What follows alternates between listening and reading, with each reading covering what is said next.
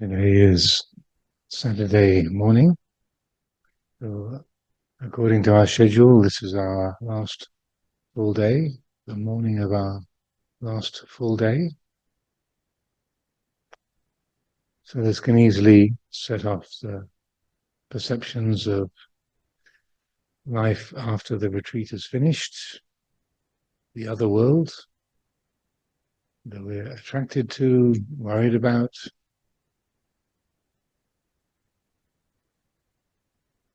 averse to, or even forgotten about. But usually it's the case that the mind starts to imagine possible futures, where I will go, what I will do, my plans, who I will reconnect with, where I will go. So I always like to emphasize the final day of a retreat as a day to practice non-becoming, bhava nirodha, the cessation of becoming, because the pull is particularly strong and tangible. You can feel it. It's the case. We've got a plane ticket, got appointments, arrangements to see people. It's all in place. There is a real future, is the perception. So that pull towards the imagined future is very strong. Therefore, it's easier to notice than perhaps on some other days.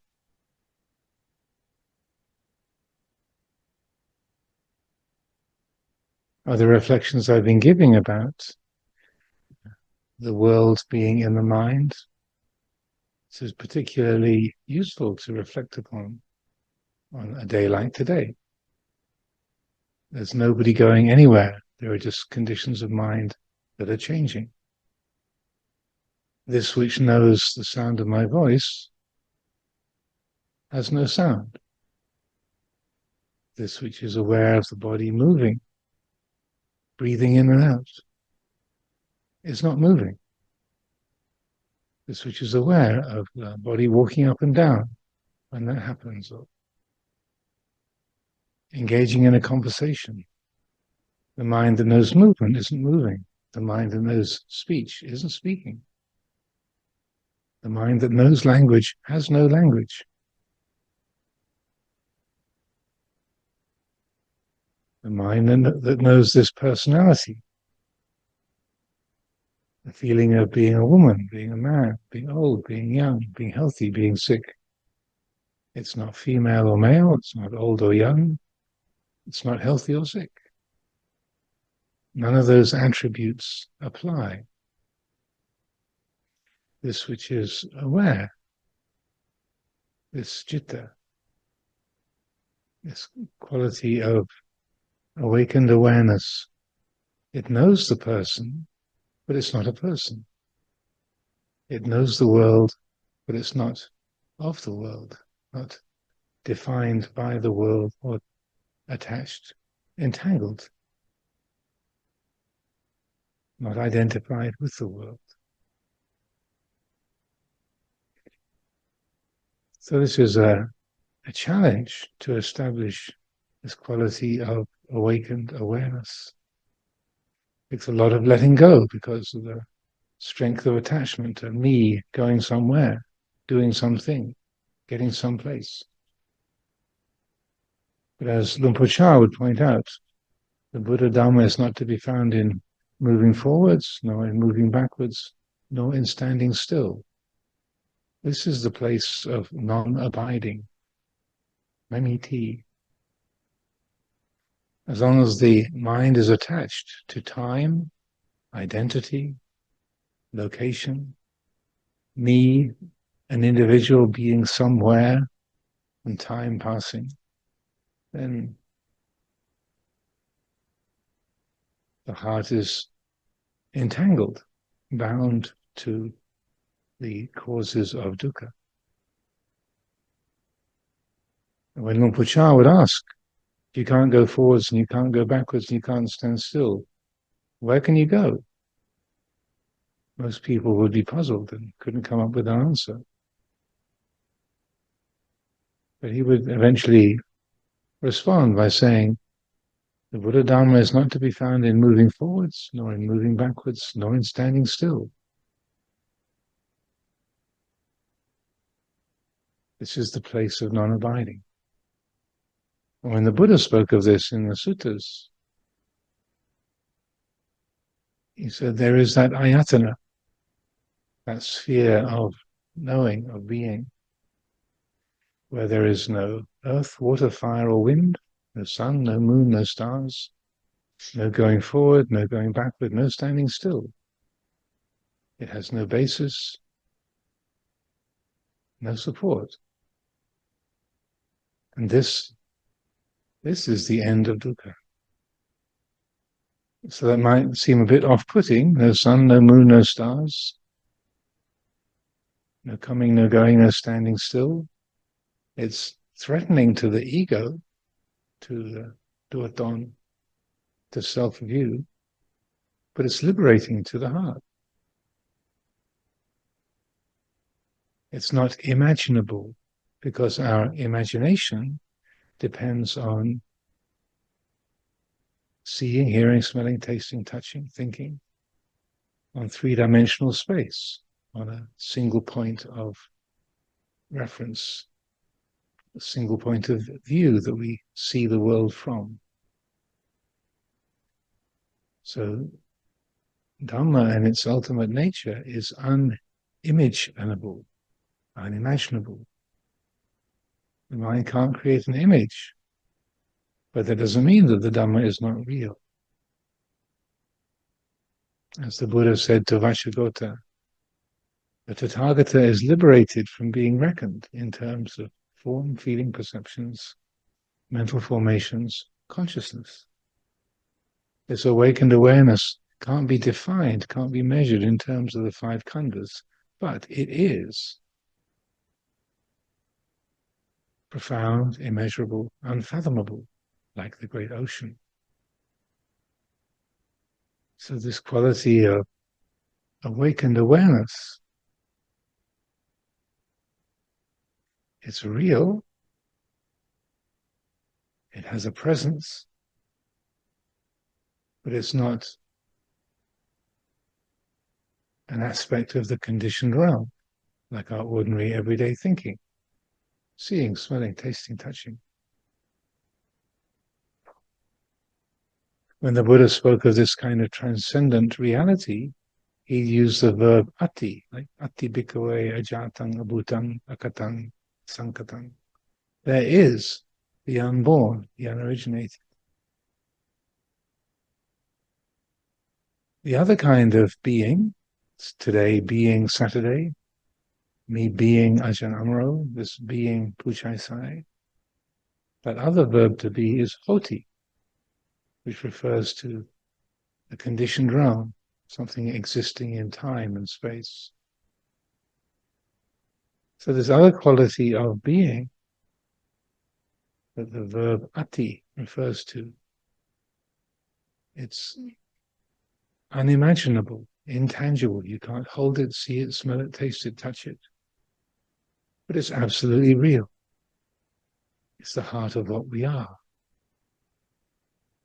Beyond language, beyond concept, beyond number, time, location.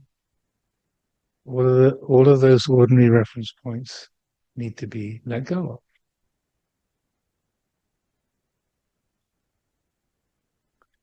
So as we work with the practice during today, even though those words I've been saying might sound very high and refined to Dhamma, but on the ordinary, everyday, practical level, as we walk from one place to another, is it possible to notice that the mind which knows the walking isn't going anywhere? It's always absolutely here. This is what is meant by the cessation of becoming. It doesn't mean we stop in mid-stride, in the middle of a footstep, or halfway through a word. The cessation of becoming, bhava nirodha, means the heart disentangles itself from the many changes, the body being perceived as moving, thoughts arising and passing, words forming and ending. The cessation of becoming, bhava nirodha, is the unentangled heart. So even as things come and go and change, there's peacefulness. The mind is not leaning into the next imagined moment.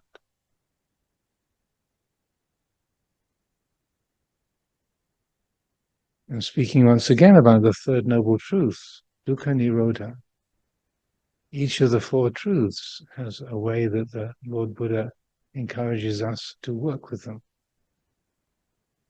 Dukkha is to be understood, to be apprehended. Parinyayanti, it is to be studied, like a university degree.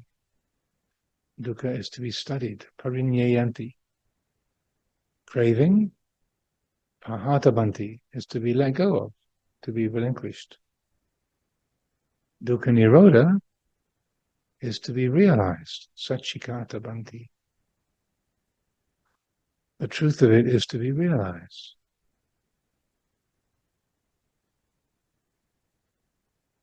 Those of you who've read and listened to Luang Por Sumedho's teachings for many years will know that he spends a lot of time talking about the third noble truth and what he calls noticing space. Because when dukkha ends, something painful or uncomfortable, stressful comes to an end, our conditioned habit is to feel relief for a moment. Like, oh, thank goodness that's gone quiet. The rain has stopped. The machine has switched off. Ah, peaceful. And then after 3 or 4 seconds, that silence, that stillness is no longer interesting. So the mind starts to look for another thing to be engaged with. Or it just drifts off to sleep. Doesn't pay attention. Silence, peace, space is boring. What's interesting is bright, loud, mobile. Our instincts of our animal ancestry are trained to notice. What does it smell like? Is it moving? Is it coming towards me? Is it dangerous? Is it going to eat me? Can I eat it? Is it entering my territory? I'm going into somebody else's territory.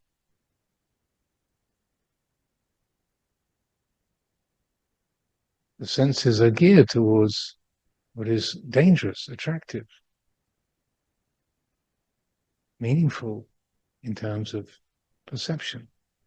Can we eat it? Is it going to eat me? Can I mate with it? Is it dangerous to my territory? Do I need to protect my offspring? Is there a promise of food? All these basic instincts are very powerful. So when there's nothing moving, still, quiet, not colorful, then the senses switch off. Nothing attractive, nothing dangerous, nothing important, nothing meaningful. Therefore, nap time. Switch off. So, Satchikata Bhanti, dukkha nirodha needs to be realized. And there's space, silence, stillness. We need to notice. We need to wake up and appreciate the ending of dukkha. Otherwise, it isn't noticed. It's not appreciated. And the mind goes into a distracted or dull state. So Luang Por Sumedho has talked often about the practices of noticing space. When you come into a room, you might notice the people or the objects. Notice the space. The silence between the words that I'm speaking.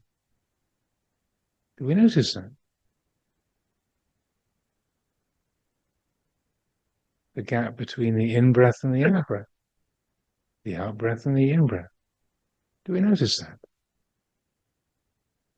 Ordinary everyday ways of noticing space. When you're approaching a door, do you notice the gap between you and the door? And does the attention go to the door handle, where you're going? Space, silence, stillness. In 100 different ways we can bring attention. Notice that. When you come into a room and there's nobody there, rather than thinking, oh, there's nothing to do here, no one to meet or talk with, and we just walk on through. We ignore that space. It's not promising anything. It's not it carries no meaning or value to the conditioned mind or us in a social way. But if we stop, be still, just in an ordinary empty room, a tammada, utterly ordinary, then we find that the Dhamma is always there, hidden in the ordinary. The Dhamma is there in the Dhammata. How can the Dhamma not be present in an empty room, in the space between words, in the silence between you and I? So this practice of Saccikata Bhakti, realizing the ending of dukkha, realizing the ending of things, is a sharpening of attention, awareness, noticing space, noticing silence, noticing stillness. And then when that is noticed, see how that space, which seemed to have nothing in it, it blossoms. There's a kind of brightening and enlivening as the presence of Dhamma is realized. Of course. How could the ultimate reality not be here? How could that reality, that truth, and the peacefulness that comes from realizing that, how could that not be here? So it takes a particular kind of effort to notice that space, but the result of that is particularly rewarding, enriching, liberating. When dukkha ends, it's not just the ending of an uncomfortable thing, but it's also the realization of Dhamma itself. If we notice, if that Saccikata Bhakti is followed, it is to be realized, and then Saccikatanti, it has been realized. Then there's the qualities of radiance, purity, peacefulness, sawang, sa'at, so that's what remains.